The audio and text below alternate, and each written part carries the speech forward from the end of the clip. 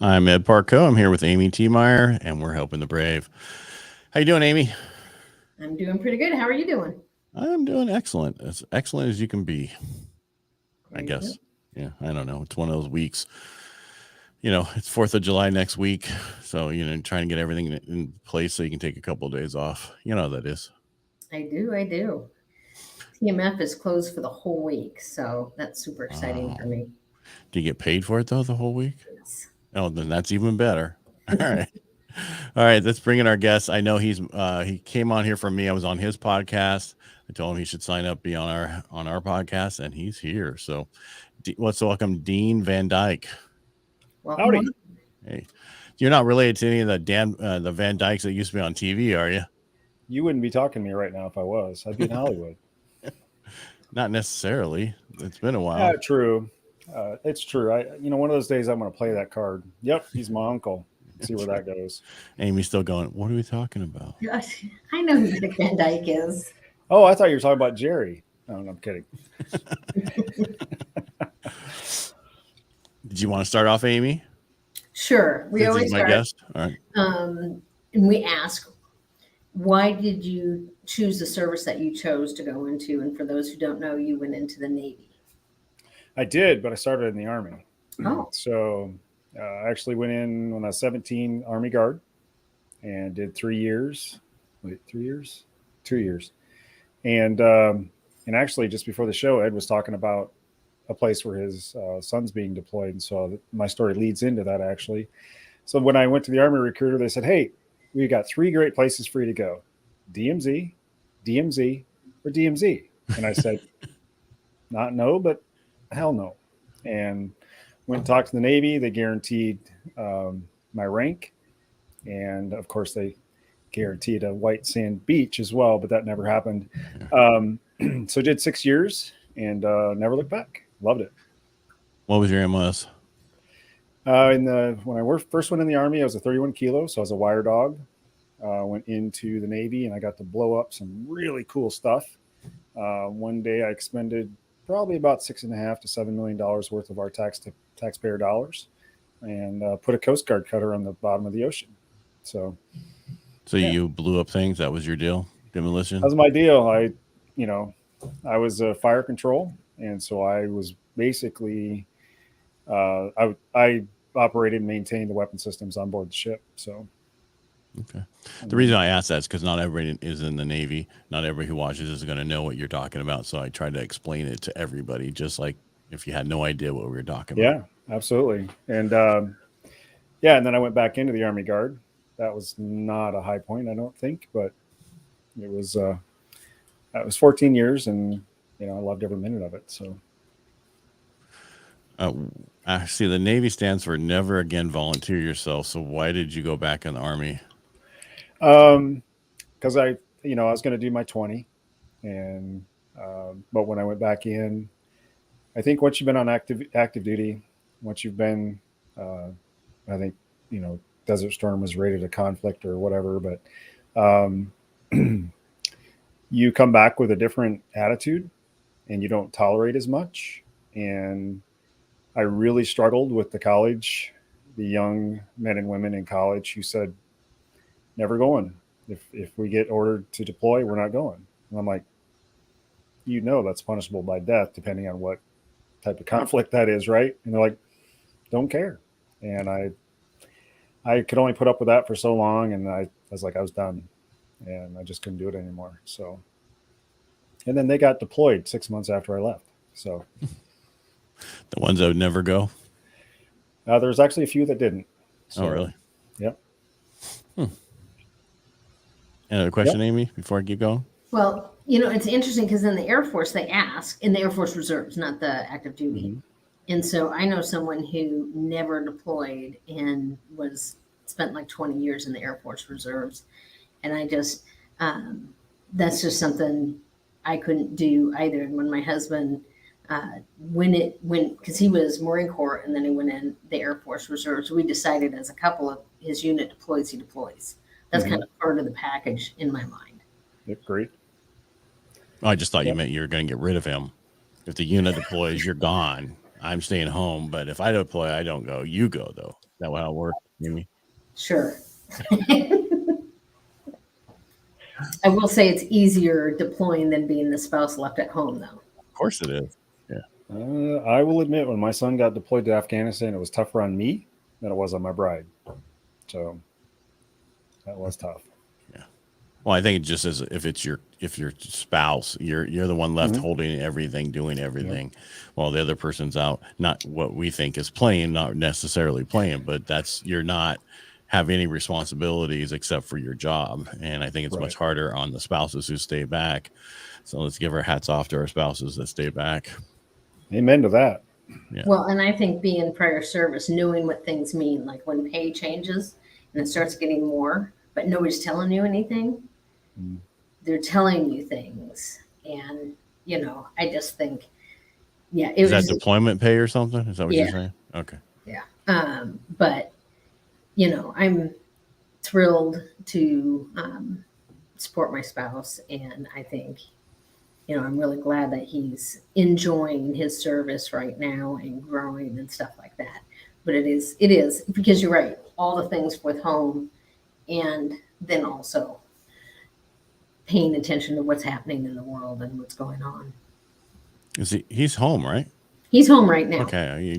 The way you were sounding like he was gone again. No, he'll most likely be training up before too long, but okay. But this is about Dean, not us. So let's get back it's all good. My apologies.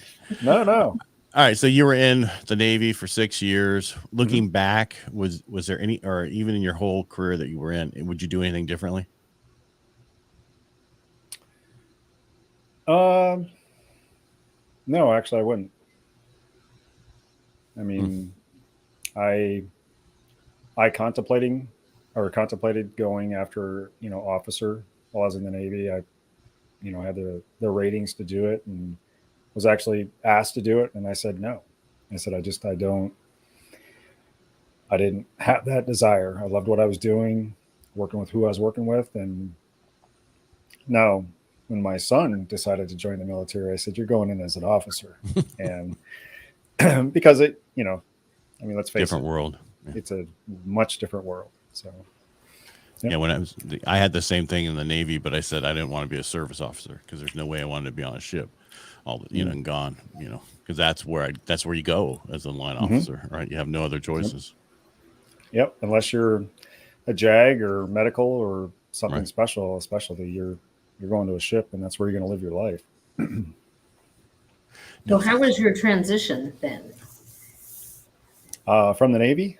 Well, from either, and just well, because you went from the Navy directly into reserves, or did you? Almost. I think I was like a 90-day transition because the minute I got out. So when I left, I was supposed to get out in May of '95. I got out in February because they were deploying again to the Persian Gulf, and it was interesting. I got out February '95, got back to my home state, and I think it was about a week later, I got a letter in the mail from the Reserve Command.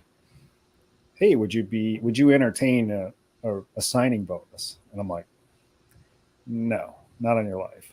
And so the transition was and we had TAP back then, but the transition, they don't really prepare you to leave a family, because that's what you're doing, and go out into the world.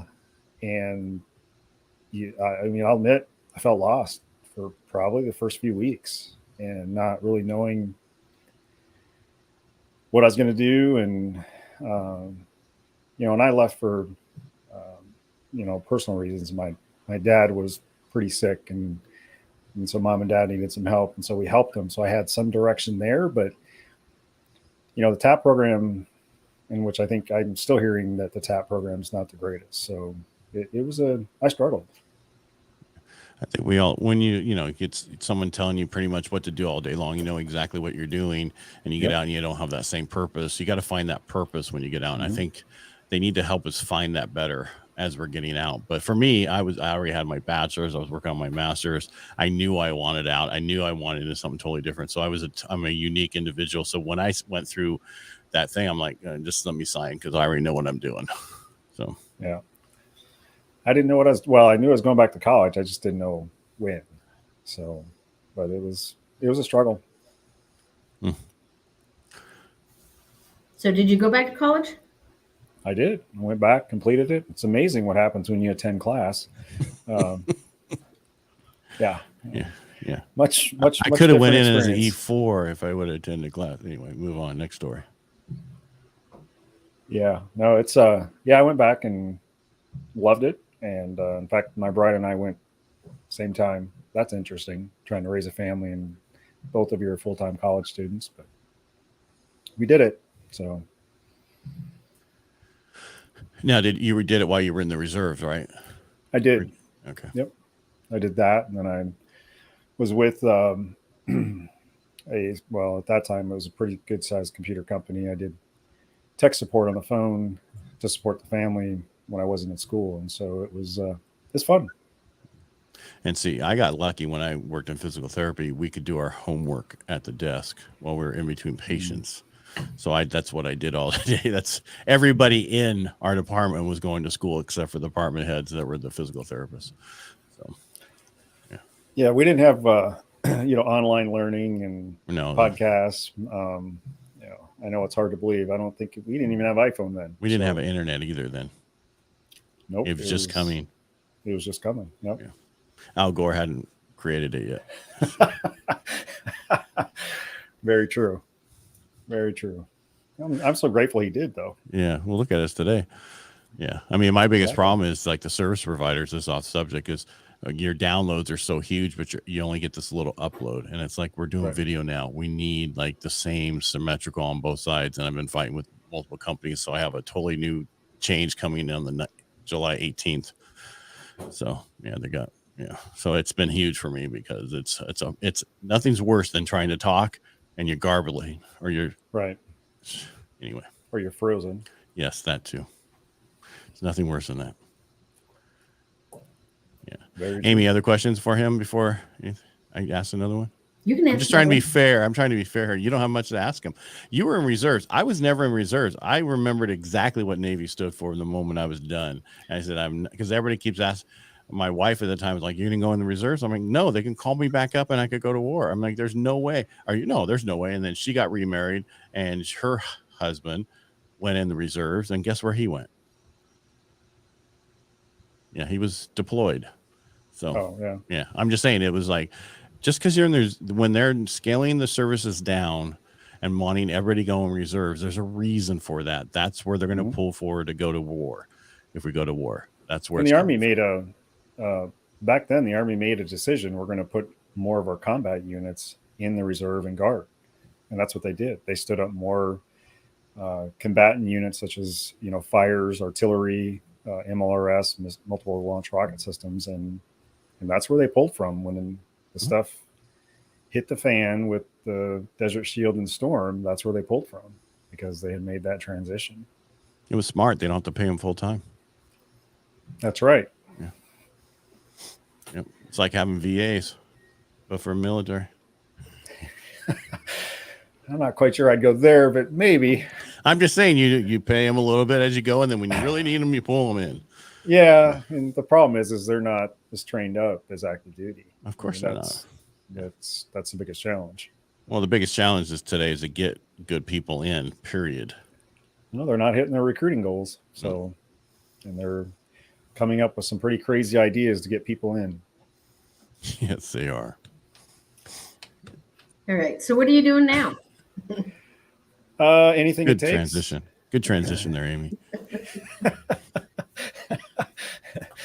Hey, I love this back and forth. I was about to ask Amy a question, but I'll wait. No, go ahead. Ask her a question. So you were in did you say Air Force Reserve? No, I her was husband. active duty Army, and then I went in the Navy Reserves, actually. Gotcha. And so I was a steel worker in the with Seabees attached to a Marine Corps unit here at JBLM. Okay. Seabees. So you must have spent some time in Biloxi. Not a lot. So I wasn't So my group, the Navy allowed me to test out. So I never went to school for sheet metal work. I grew up, my dad did uh, uh, sheet metal, HVAC. architectural sheet metal, HVAC, different things like that. And so I just took the final exams. So he can never say I didn't listen to him. And I had worked for his company from 11 to 17 till I joined the military. Okay. And so I couldn't do anything with that in the civilian world because I didn't have certifications or anything. And the guys that I worked with, everybody double checks and triple checks, but my stuff was pretty good. Nice. The only reason I ask is I was stationed in Pascagoula of all places. So beautiful little city. So what am I doing no now? idea where that that the is. question? Yeah, what? I have no idea where you that don't know where was. Pascagoula is? No. So a little geography lesson. We'll Hey, at least I know North and South Korea. So. True. I'll give you that one. But so Pascagoula, so it's Mississippi. It's southern Mississippi. Okay.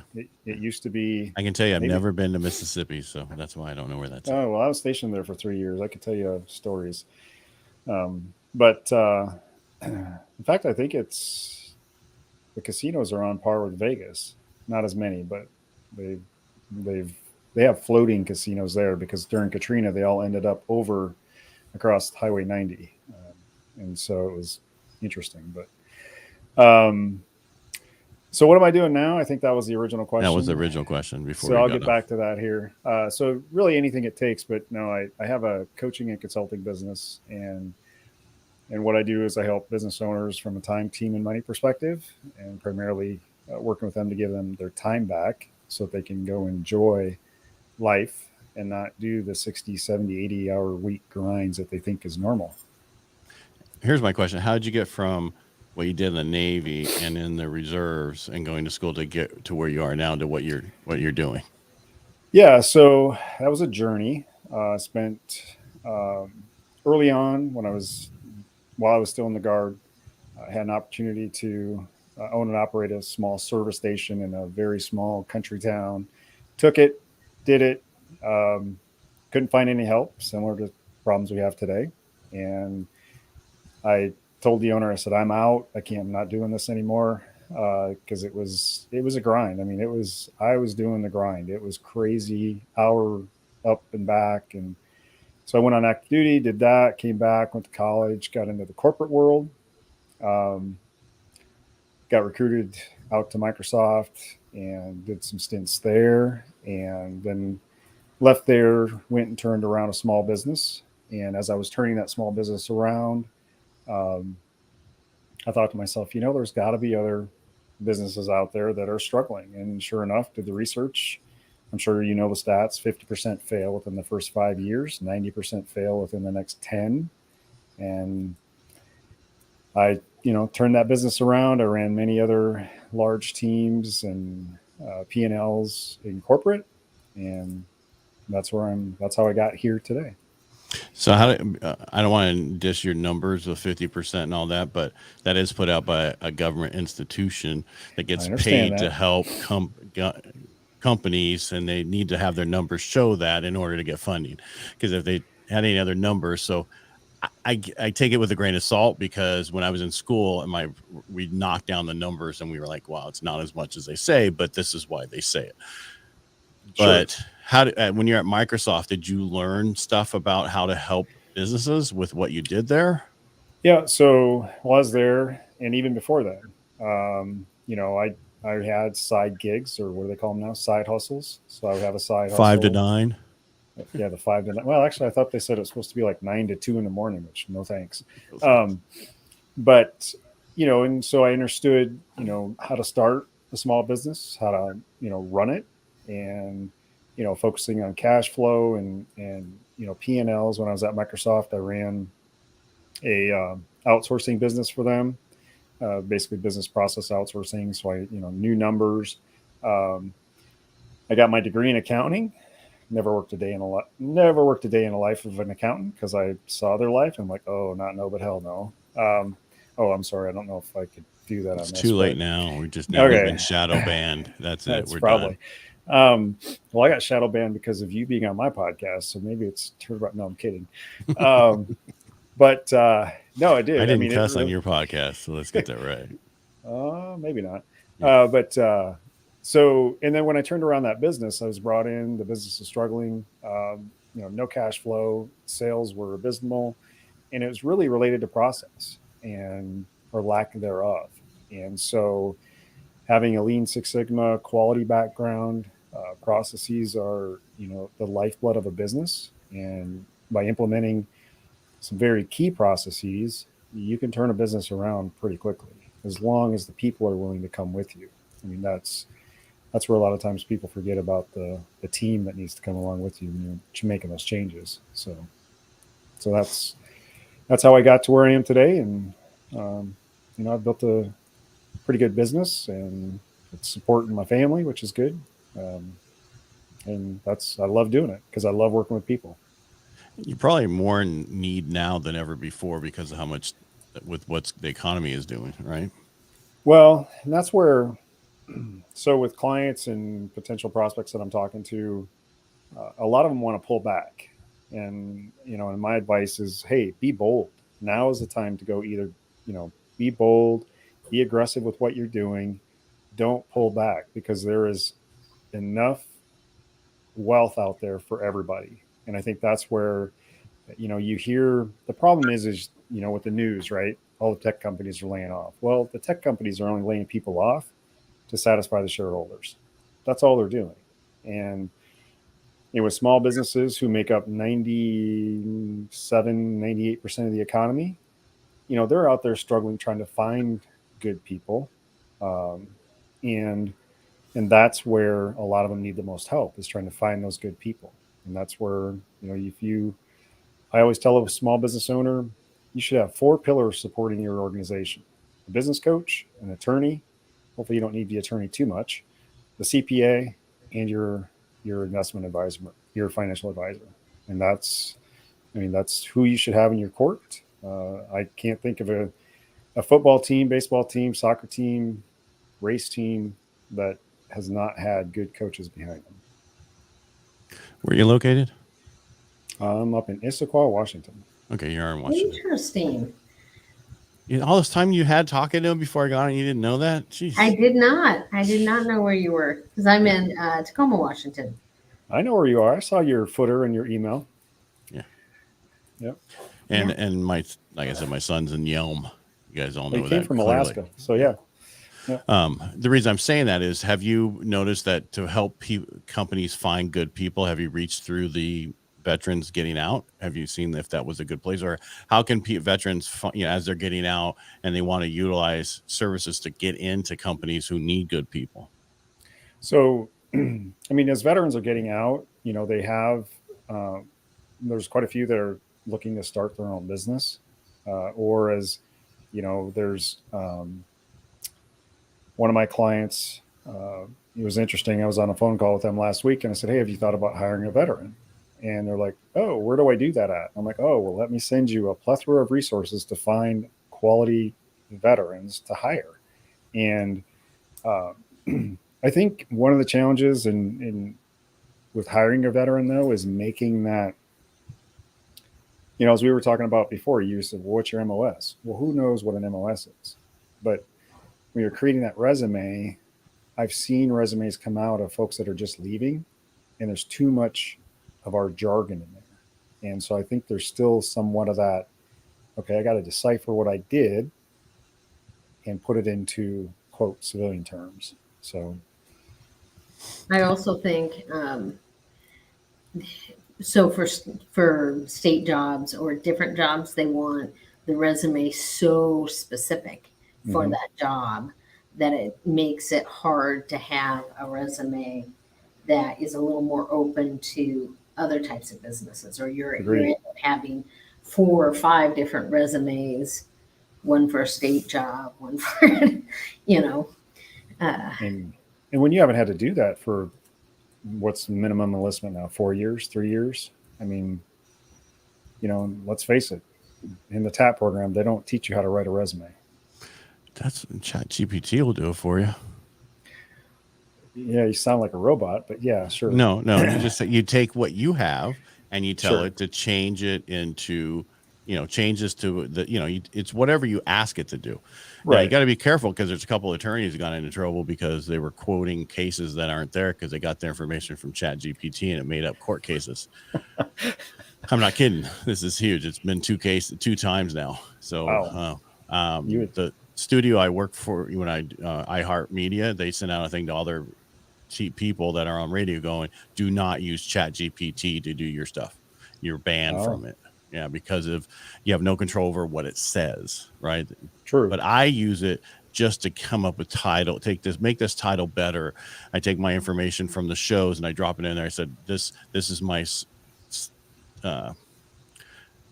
format. Now replace the current one with the new guest, and it just replaces everything and it's perfect. If you use it that way, it just saves you time. Sure. But you have to be careful creating stuff from it because it will grab stuff from all over. So Agreed. And then now we found out it makes it up too. Yay. I didn't know that. Yeah. Well, I make stuff up. No, I'm playing. I believe it. Well, no. So what I was talking about make it up that she couldn't hear me earlier. So yes, she does make stuff up. Oh, of course, because she has her volume turned down and the mute on. So of course, yeah, they don't have Chat GPT for that, Amy. Sorry. All right, so back to the, you were saying that their veterans have no idea what they do and how to make it into today to civilian words. Yep. But my statement was, is there a lot of companies out there where veterans can go to get to companies who want them, right? Because you just told these people, have you pulled up veterans, and then you must have sent them some information. Yeah, so the state of Washington, they have a I don't remember the exact website, but they've got programs to hire veterans.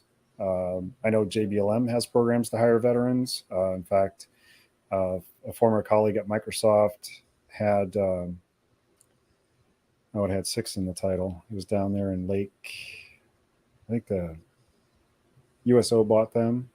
Gosh, what was RJ Noggle? And I can't remember the name, but they literally would bring soldiers in that were transitioning out and help them do the work that they needed and find jobs. And so there are people that are at these looking. Amy's got some wheels turning there. You can see that, huh? I can see the smoke coming out of her ears. Yes, Rally Point 6. That's exactly what it was. Yep. And so, but there's folks like that will help them do that that will help them transition better. And so, plus, I don't know if it's still available, but I believe there's still tax credits available for hiring veterans. Like when I went in to turn around that company, I know they got a pretty healthy tax credit for me coming on board. And so it was, but no, there's, right now in Washington State, I'm a member of an organization called Northwest Auto Care Association. And they're, if you're a mechanic in the military, you could slide right into hundreds of jobs here in Washington State because they need people. Well, I was amazed when I was up there. I went to Lowe's. I'm like, I can park right here. What? Veteran parking? We don't have that stuff in California. Oh, we don't care. Home Depot took their parking away up here. Oh, did they? Out loud? Yeah. That's because they got mad you're going to Lowe's. Probably. Yeah. They all, but finally they all have discounts. They all have this, but that's not what we want. We want support other ways. So agreed. The discounts are nice, but I'd rather have support in other ways. Yeah. All right. Before we go, what did you give up once you got out of the military? I gave up $1,300, $1,400.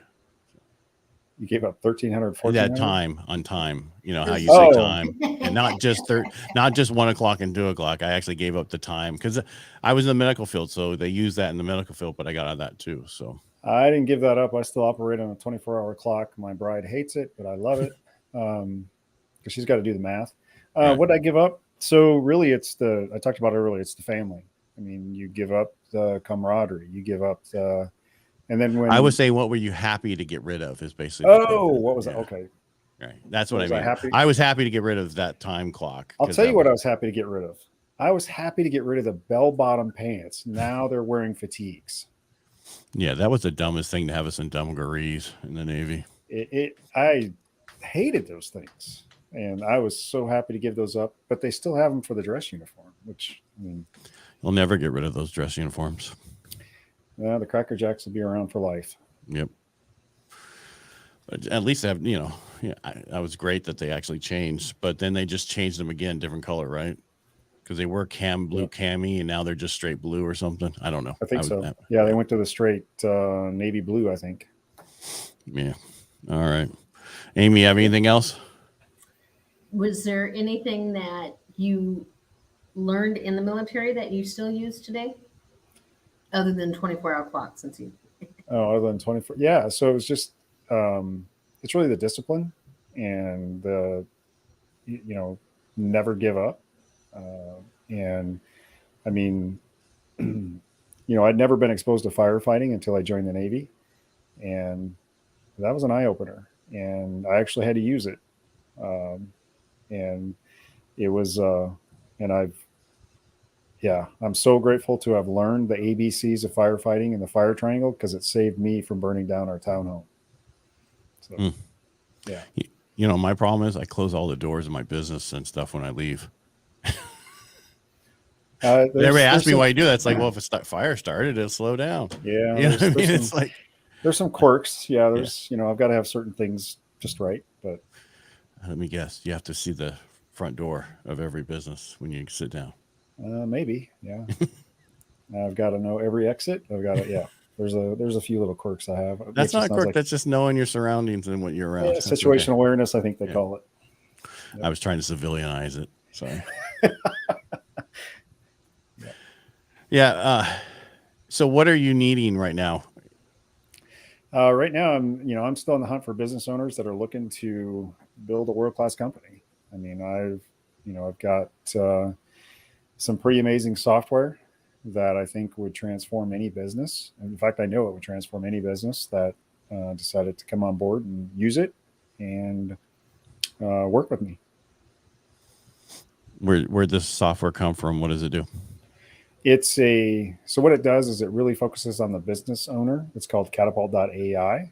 And a lot of times with software or just methodologies is the business owner it's all about the business. And when in fact, we all know that if you as a business owner aren't healthy in most aspects of your life, it will impact the business eventually, if not already. And so what this does is it helps you to really focus on, we call it the you driver. And if you're focused on you and driving to your 3-year personal outcomes, your business is going to be a world-class business. All right.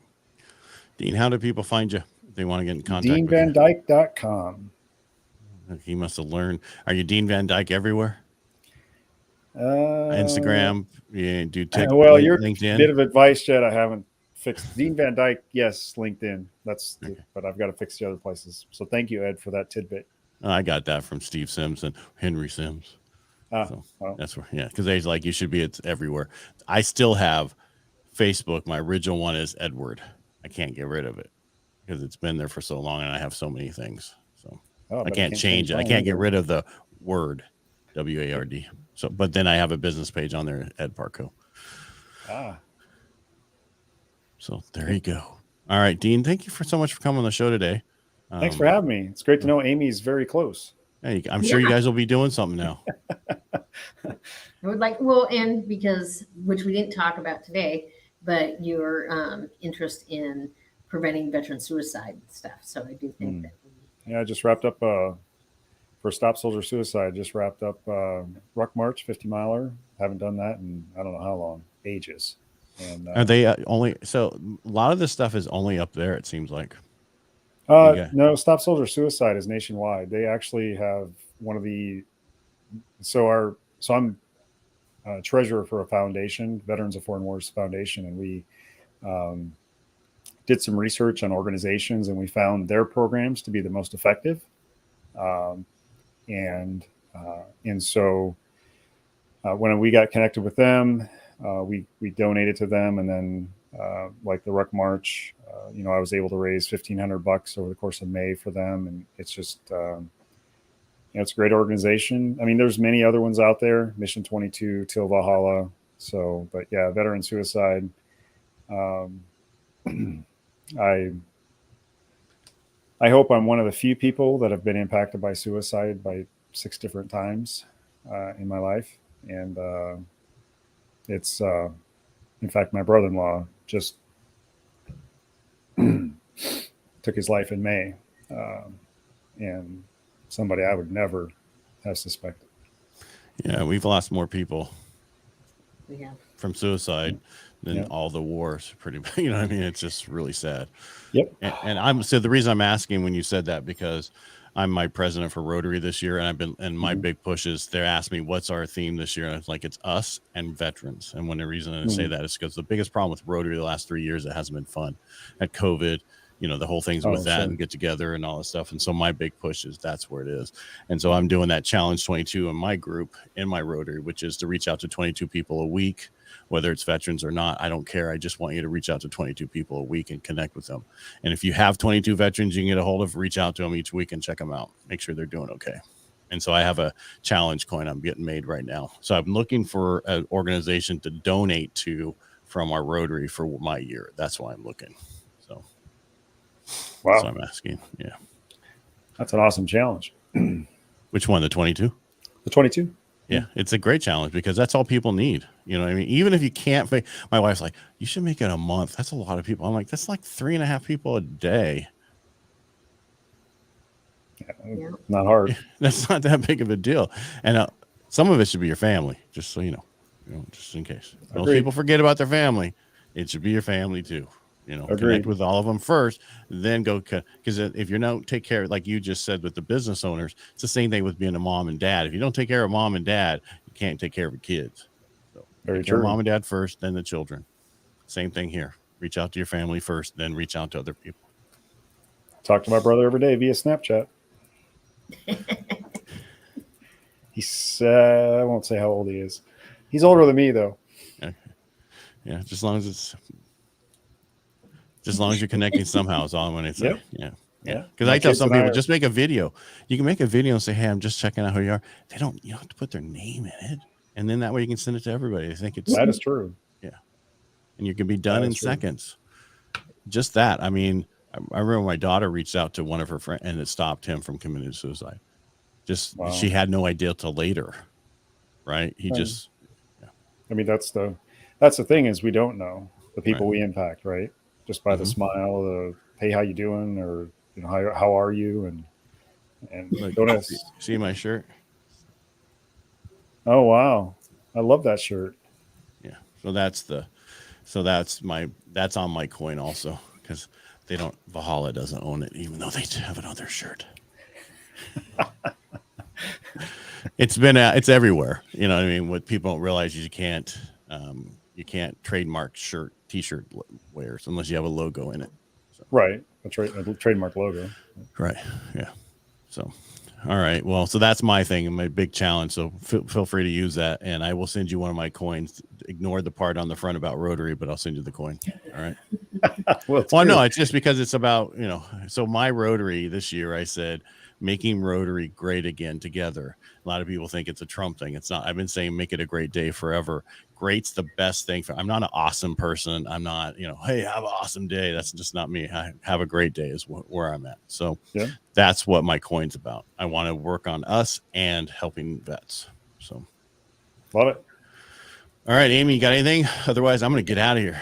All right. Thank you for your time today. It was very nice to meet you, and we will hopefully connect before too long. Hopefully, you should be talking to each other right now before we go. We get connected before you get off of here. You're so close, you should be helping each other. Yeah, that's true. Yep. We should. All right, Dean, thank you so much for being here. Reach out to Dean at deanvandyke.com. And if you have any questions for us, reach out to us at info@helpingthebrave. We appreciate what you watching. If you want to support us, the easiest way is just go to our YouTube channel, Helping the Brave, and subscribe. And both of you, thank you so much for being here today. Likewise.